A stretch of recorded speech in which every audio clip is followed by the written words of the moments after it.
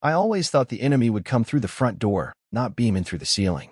It was a Wednesday afternoon in Redwood Heights, a neatly manicured suburb where the lawns are symmetrical, the mailboxes identical, and the smiles entirely fake. I was deep into a video call with a billion-dollar defense firm, pitching a next-gen cybersecurity architecture that had taken me 3 months and 2 energy drinks a day to build. Then it happened. My screen froze, mid-pitch, mid-slide, mid-million-dollar moment. A pixelated version of myself stared back, mouth open like a gasping koi fish. "Hey, Marcus," my client said, voice skipping like a broken record. Are you still Al?" Then black. Just like that, my entire network connection flatlined. Not a hiccup. A full-blown digital cardiac arrest. I rebooted everything. Twice. Even tried the classic IT move, unplugging and cursing softly. But when I checked the bandwidth monitor on my home server, something I built myself out of an old military-grade firewall system, I saw something that made my gut drop. My download speeds were spiking. Hard. Like someone had tapped a keg of my internet and invited the entire neighborhood over for happy hour. I stormed out to the living room, router in hand, the way a man holds a dead body. That's when I noticed the devices. Not 1. Not 2. 14. 14 unrecognized connections siphoning data off my network like digital leeches. I ran a traceroute. And froze. They were all pinging from one location, my roof. I grabbed the ladder. Now, I'm not a heights guy. I build intrusion detection systems, not treehouses. But there I was, huffing up shingles, still wearing my headset, muttering code under my breath. That's when I saw them. 3 sleek, military-grade Wi-Fi repeaters bolted directly into my roof tiles. Humming, flashing, broadcasting. It was like discovering someone had installed a drive-through window in the side of your house without asking, then handed out free burgers to the entire block. My name is Marcus Lowell. I'm a cybersecurity consultant, X2D contractor, and the only reason your smart fridge hasn't started mining crypto behind your back. And at that exact moment, I was the unwilling service provider to half the homes on my street. I snapped photos, recorded a video, documented MAC addresses. Then I walked straight into the belly of the beast, the HOA administrative office. Behind the oversized reception desk sat Karen. Yes, that Karen. Pastel sweater, beaded necklace, manicured authority. She looked up with the smug calm of someone who just nailed a soufflé and knew it. "Mr. Lowell," she said sweetly, "we were meaning to notify you." I hadn't even opened my mouth. About the new Community Connectivity Enhancement Initiative. We've selected your property as a central relay node for our neighborhood-wide Wi-Fi mesh. Selected. I replied. As in, without asking? Karen blinked like I'd asked her to explain quantum physics. "Oh, we posted the notice 3 months ago. On the bulletin board. Next to the recycling bins." "Ah, yes. That dusty corkboard next to the overflowing compost bin. The same spot where neighborhood cats go to fight at 2 a.m. I stared at her. "You drilled commercial-grade hardware into my roof. You hijacked my network. And you're charging HOA fees for this." Karen smiled wider. "Oh, Marcus. You're a tech guy. You'll be fine." That was the moment it clicked. She had no idea who I really was. She thought I was just the nerd with the sleek home office and the quiet lawn. What she didn't know. I've written code that's still locked behind federal clearance levels. I once shut down an entire shadow network built by ex-mercenaries in Belarus. She thought I was going to send a strongly worded email. No, Karen. I was going to start a war. The first rule of digital warfare? Don't get mad. Get metrics. I went home, sat at my command station, what normal people call a home office, and what I call the cockpit of a cyber fortress, and pulled up my network interface. My screen filled with numbers, MAC addresses, bandwidth consumption graphs, routing logs. The situation was worse than I thought. Not only were the repeater units leaching data like bottom-feeding tech vampires, they were also wired into my home's power supply. Someone, most likely a contractor hired by the HOA, had run a line straight from my breaker box, through the attic, and into the repeater array. No splitter. No meter. Just a hardwired siphon. I wasn't just footing the bandwidth bill. I was paying the electricity too. And it wasn't a few stray megabytes or the odd Google search. It was 24/7 streaming, TikTok marathons, and one guy, judging by the GPU load, who was mining crypto like it was 2013. I laughed. Not a haha laugh. A deep, maniacal, this is personal now laugh. Most people in my position would have ripped the units down, called the city, Maybe filed a complaint with the HOA, good luck with that. But that's not how I handle problems. I don't send complaints. I send payloads. Phase 1. Operation Bandwidth Clampdown. I started with a splash page. It had to be perfect.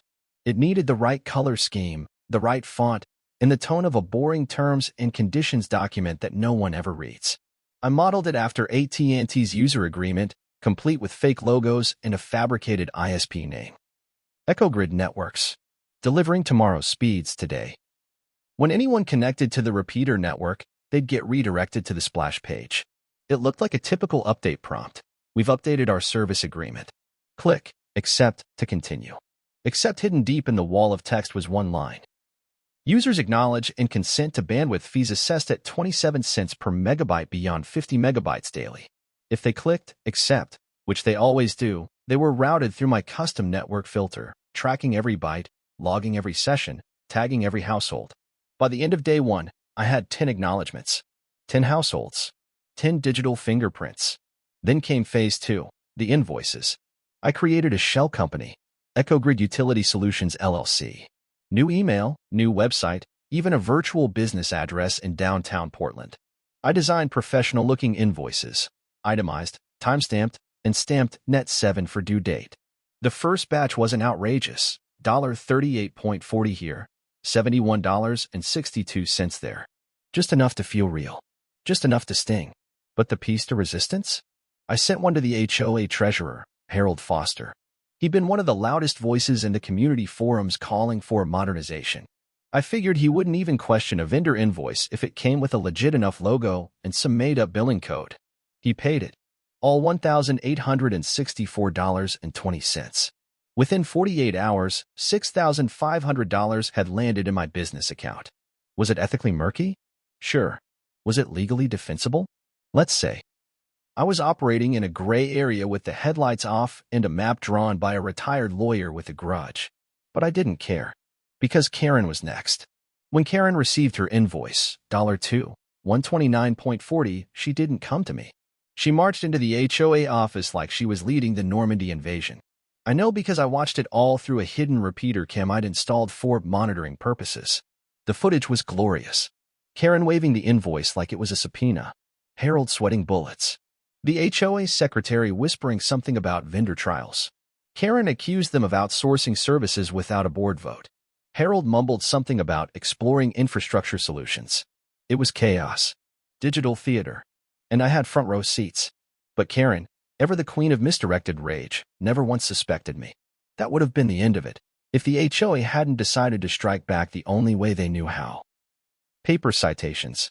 3 of them. Taped to my door like some bureaucratic threat letter from a petty medieval duke. Unauthorized rooftop equipment. Unsafe electrical routing. Public endangerment via antenna exposure. That last one was especially rich considering I hadn't installed the equipment. They had. But I didn't tear the citations down. No. I framed them. Then I dug in. Phase 3. Dated depth charge. I dove into the HOA bylaws. Outdated. Vague. Written like someone copied a neighborhood newsletter from 1994 and sprinkled in legal words they barely understood. They had clauses about television antennas but nothing on Wi-Fi infrastructure. No mention of digital consent. No clauses on shared utility burdens. Translation? I could write my own rules, and no one could challenge them. Then fate threw me a wild card. Her name was Mrs. Deborah Hannigan, 2 doors down, known for gardening hats and mysterious compost techniques. Turns out, she was retired FCC. She knocked on my door holding a glass of lemonade and said, "I saw what they did to your roof. I've been waiting years for someone to fight back." I almost dropped my coffee. Mrs. Deborah Hannigan didn't look like a woman who could dismantle a federal communications case with a single affidavit. But as she sipped lemonade from a glass shaped like a cactus and stared at my repeater log dashboard, I realized something. This wasn't her first rodeo. Unlicensed repeaters. Piggybacking off residential bandwidth. Tapped into your power grid with no disclosure, she muttered, eyes narrowing behind thick librarian glasses. That's about 4 different federal violations right there. And that's before we even talk about digital consent. You think it's worth going to court? I asked, half hoping she'd say yes. She didn't even blink. Oh, honey, this isn't a court case yet. This is a scalpel job. Let's bleed them quietly first. I smiled. Deborah was a savage, and I was now officially armed with a digital war council. That night, we pored over transmission logs, energy graphs, and repeater firmware records like we were prepping for a heist. And in a way, we were. What we discovered was shocking, though by this point, maybe it shouldn't have been. The HOA's contractor hadn't just tapped into my electric grid. They'd spliced directly into my breaker panel, painted the junction box to blend in with my siding, and sealed it like it was a military bunker. No fuse, no monitoring device. Just a direct, silent theft. They weren't just using my Wi-Fi. They were burning my kilowatts like it was a bonfire. And no one had asked me for permission. That's when Deborah dropped her glass onto the coaster with a satisfying thunk and said the words that would spark the next escalation. Let's ruin their signal. Phase 4, the reset loop. The goal wasn't to destroy. Not yet. The goal was to irritate. To sow confusion. Delay. Dysfunction. The kind of chaos that doesn't scream sabotage, it whispers incompetence. I rewrote the repeater firmware to include a reset loop. Every 6 minutes, like clockwork, each unit would drop all connections, reboot, log the reboot event, play a short, low-volume audio message. Network interruption. Please contact your provider. The results were immediate. Children screamed as their online games booted them mid-match. Smart TVs refused to stream anything longer than a minute without buffering. Devices started acting like they were possessed, disconnecting, reconnecting, blinking madly. One of my neighbors posted in the local HOA group chat, "Is anyone else experiencing weird Wi-Fi blackouts every few minutes? My Alexa thinks it's haunted." Another said, "This is divine punishment for Karen's dumb tulip ordinances." I couldn't disagree. And to spice things up, I joined the forums under the anonymous name Bandwidth Savior 01, just to stir the pot. "I think it's solar flares," I typed. "Or maybe the government testing new EMPs. We should ask Karen." Karen's response? Classic overreaction. She sent out a community-wide email titled Cyber Attack Warning, accusing unnamed hackers of destabilizing the HOA's new network. She blamed the contractor, suggested the city was involved, and floated the idea of hiring a private internet security firm. I laughed so hard I almost spilled my tea. I was the private internet security firm. And her email? It was my signal that we'd reached the next milestone. Phase 5, the Trojan repeater. I connected remotely into one of the repeaters, the one mounted above Harold's garage. Using a simple script, I tapped into the hidden camera feed I had mounted during my inspection days. I'd initially installed it to monitor bandwidth traffic, but now it became my access pass to the inner sanctum. Because the HOA had scheduled a closed-door emergency meeting.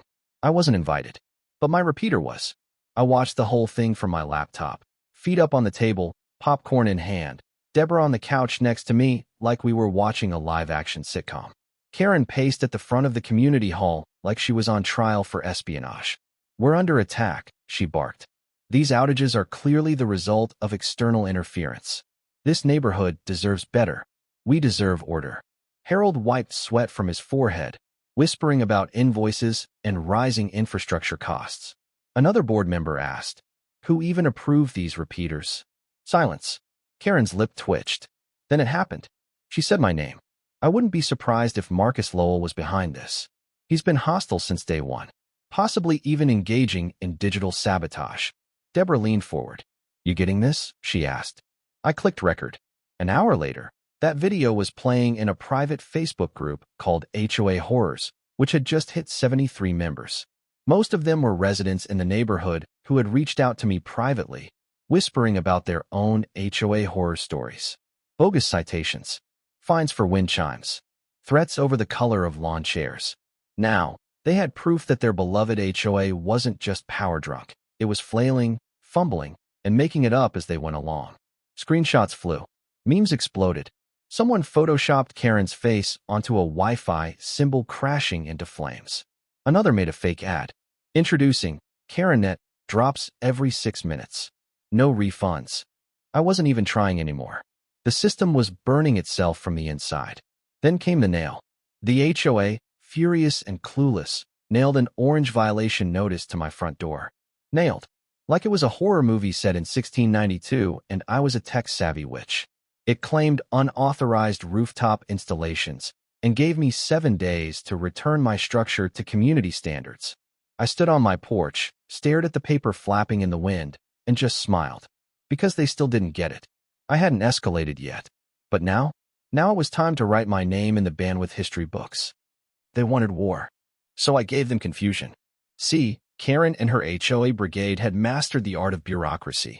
Paper fines, passive-aggressive threats, and empty authority delivered in serif font. But I didn't speak paper. I spoke voltage. And my next move? It wouldn't leave a trace of smoke, but it would burn their patience down to the wires. After they nailed the violation notice to my door like it was some medieval curse, I took it down gently, scanned it, and framed it next to the previous 3 citations. I called it my wall of HOA honor.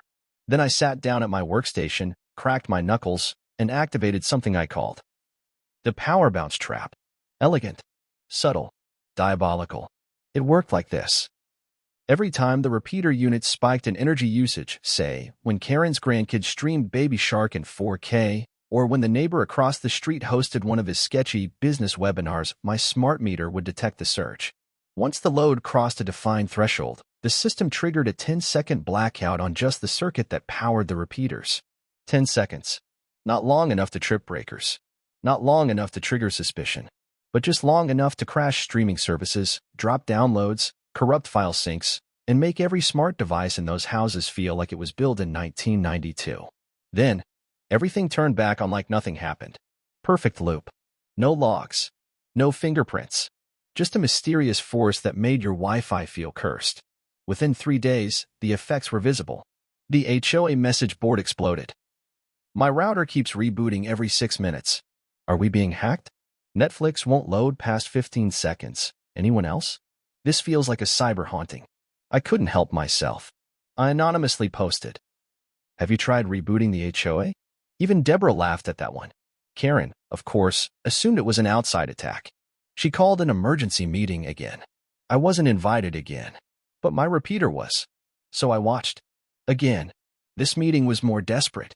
Karen looked like she hadn't slept in days. Her hair frizzed. Her pastel cardigan was slightly wrinkled. Unthinkable. We're losing control, she snapped, pacing back and forth like a sitcom villain unraveling. The entire system is compromised. Harold the treasurer, bless his crumbling composure, held up a spreadsheet. We're also losing money. Another board member, wide-eyed, asked, should we just take it all down? Karen gasped like she'd been slapped. That would make us look incompetent. Oh, sweet irony. That moment, I decided it was time to turn the screw just a little tighter. Phase 6, the final broadcast. I crafted a custom firmware update and injected it into the repeater network remotely. When completed, the repeaters would no longer distribute actual internet access. Instead, they would simply broadcast a Wi-Fi SSID with the name. Karen stole my bandwidth. And if someone tried to connect, they'd be redirected to a bare-bones landing page with just 10 words. Ask the HOA why your Wi-Fi is trash. That was it. No logos. No threats. No links. Just passive-aggressive digital art. Screenshots spread like wildfire. Someone printed one and stuck it on Karen's garage door. Another turned it into a bumper sticker. Someone made a meme of Karen's head photoshopped onto a loading icon. And through it all, I watched. Silent. Calm. In control. Karen couldn't take it anymore.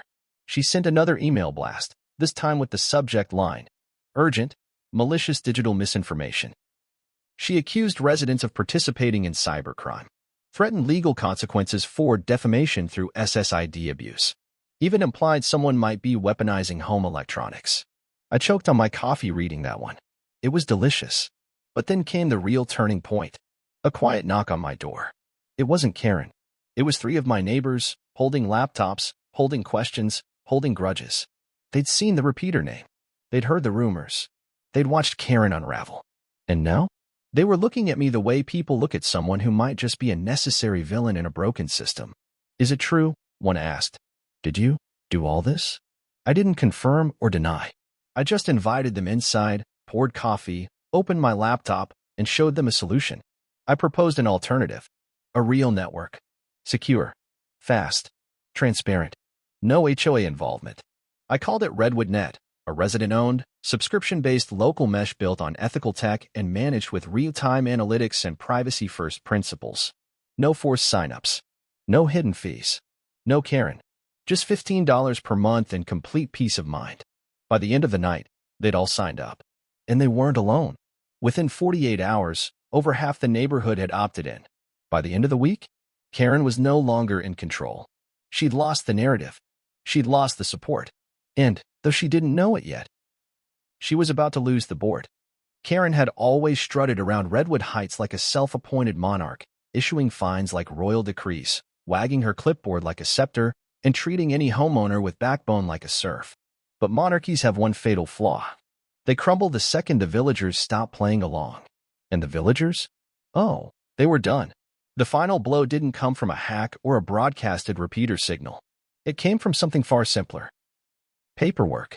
You see, hidden deep within the HOA bylaws, buried under layers of redundant clauses and font sizes meant to lull you to sleep, was a little-known provision. Article 14, Section 8. Any member of the community may request a full transparency audit of HOA communications and expenditures within the previous fiscal year, provided at least 3 signatures accompany the request. I had 42.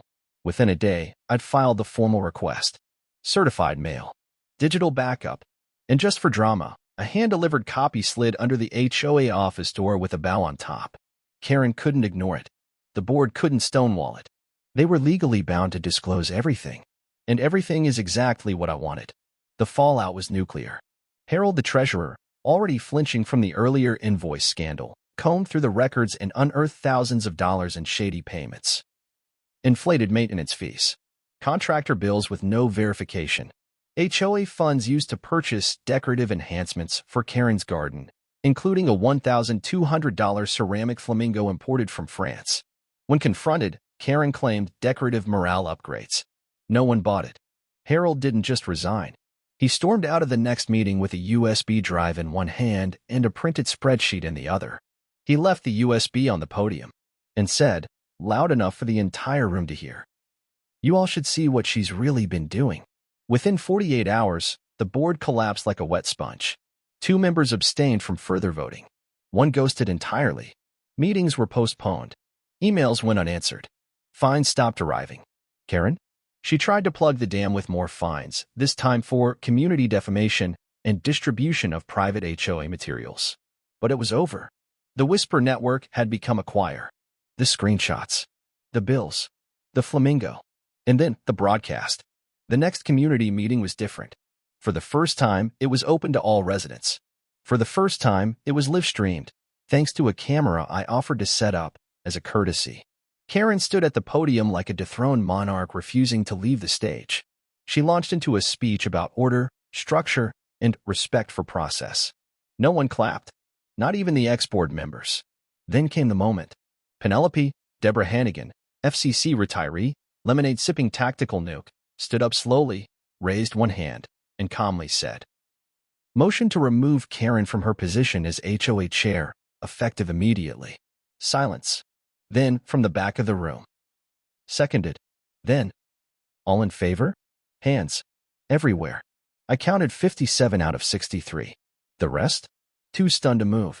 Karen looked like her pastel world had just been repainted in grayscale. It was done. Just like that. No fireworks. No screaming. Just the sound of power collapsing under its own pettiness. Karen was out. And Penelope? Unanimously voted in as interim chair within the next 10 minutes. Her first act? Cancel all pending fines. Open the HOA books for public review. Dissolve the Community Connectivity Initiative. Begin the transition toward a resident technology cooperative with democratic voting on all future digital upgrades. That weekend, I climbed up onto my roof with a tool belt and a Bluetooth speaker blasting Johnny Cash. I filmed the whole thing. Me unscrewing the last repeater. Detaching the stolen power splice. Yanking the final cable like pulling the sword from the stone.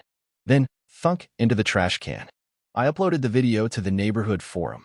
Within an hour, someone had added epic music, slow motion, and the words, "Justice." Unbuffered. The neighborhood changed after that. The Wi-Fi worked. The fine stopped. And neighbors actually started waving again. Even the couple down the block, the ones who once reported me for aggressive porch lighting, brought me homemade cookies. I didn't eat them, but I appreciated the sentiment. As for Karen, she stopped showing up. No more walks.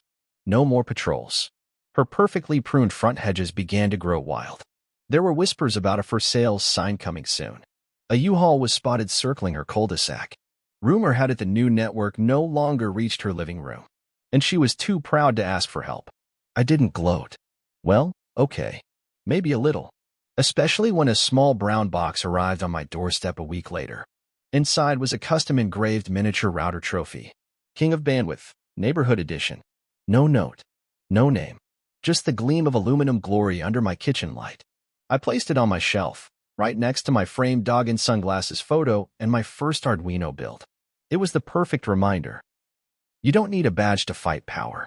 Just bandwidth, patience, and the knowledge that sometimes the best revenge is a 6-minute Wi-Fi reset.